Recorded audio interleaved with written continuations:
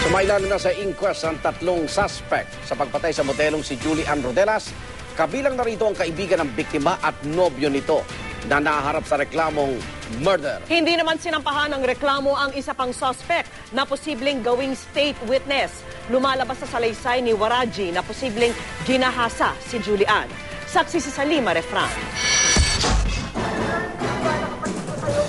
Iloko mo, traidor, ikit ka sa ahas. Sama kayo ng boyfriend mo. Hindi napigil ng mga kapatid ang pinaslang ng model na si Julie Ann Rodelas ang galit nang makaharap ang mga suspect sa pagpatay sa kanilang bunso sa inquest proceedings sa Quezon City Prosecutor's Office kanina. Sobra po, sobra. Gusto po namin talagang makulong po talaga lahat ng may kasalanan. Pagbayaran po talaga nila yung ginawa sa kapatid ko. Sobra po nakakanginig na po kung pwede nga lang saktan kaso baka mas may masabi pang iba kaya hindi na nga namin ginawa. Reklamong murder ang inihain laban sa magkasintang Althea Altamirano at Fernando Quiambao Jr. o JR na tinuturing na pangunahing suspect at mastermind sa pagdukot at pagpatay kay Julie Ann. Murder din ang reklamong sinampa laban sa 2 pang pinaghahanap na suspect. Walang piyansa para sa kanilang kaso. Tanging kasalanan ko dyan, ako boyfriend. Wala naman akong kinalaman talaga dyan. Well, the truth will set me free. Lalabas naman ang katotohanan sa korte. Reklamong illegal possession of firearms naman ang sinampa laban sa nadakip na suspect na si Jelan Pasiwilan na nauna ng tinanggi ang kinalaman sa pagpatay. Nagkataon lang po ako nandun sa hideout nila. Pero ang arestado ring suspect na si Jaymar Waraji, hindi sinampahan ng reklamo dahil posibleng gawing state witness.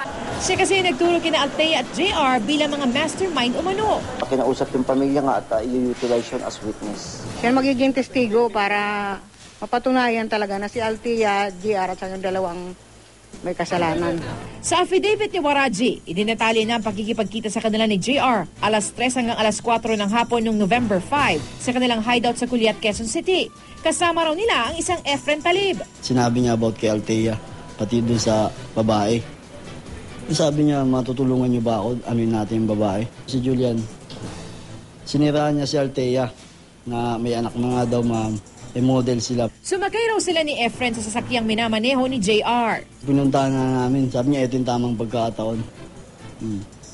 Doon pa nga si Althea, ma'am, nung inano namin yung babae. Sabi ko, Jay, may mobile sa unahan, Jay. Atras mo, doon tayo sa baluarte ko. Sabi ko ganyan. Yun.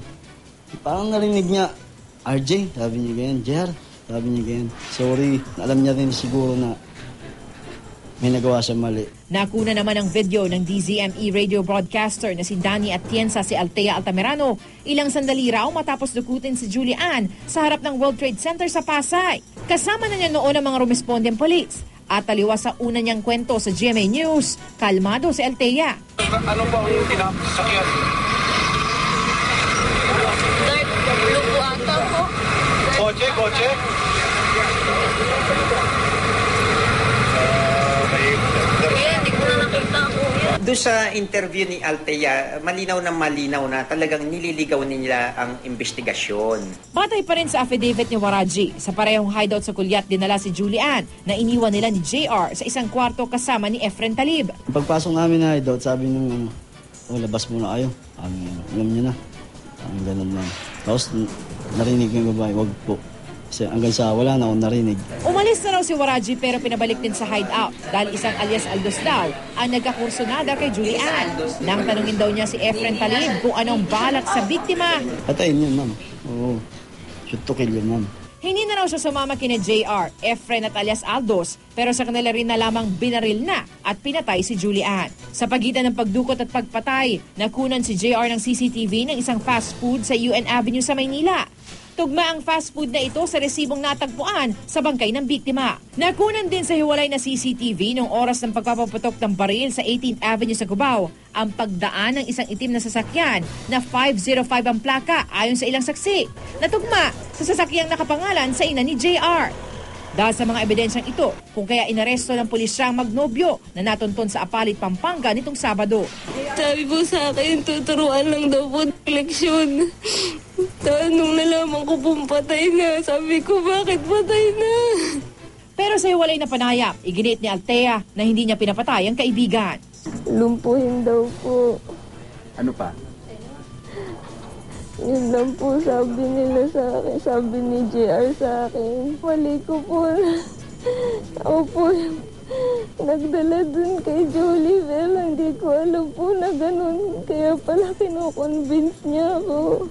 Nadalhin si Julie dun, nagasain po pala si Julie.